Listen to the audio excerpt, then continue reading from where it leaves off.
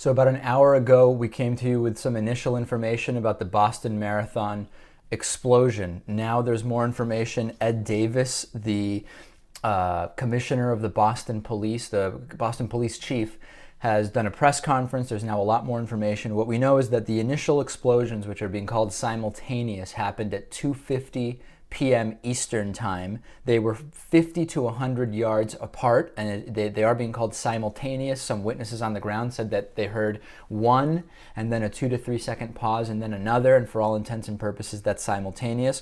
We have video of one of those explosions happening right near the finish line for the Boston Marathon. I'll show you that.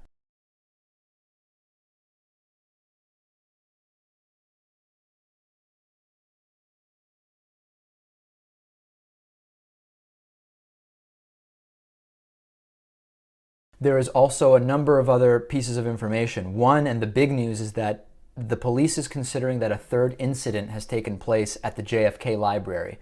The extent of that, what kind of if it was an explosion or what it was, is not at this point clear. They are calling it a third incident. They're not sure if it's related, but a third incident at the JFK library has taken place.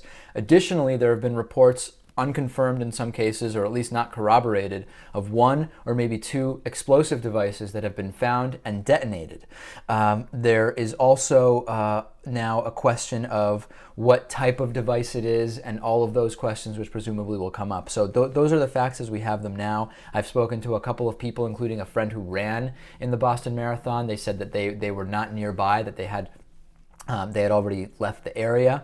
Also, in all the news of this being an event with a lot of security, the scariest thing to me at this point is that you had National Guard, multiple law enforcement agencies from Boston and from Massachusetts, and federal agencies. You had bomb sniffing dogs walking around. And we have at least 3 incidents now, and potentially there were more which were stopped.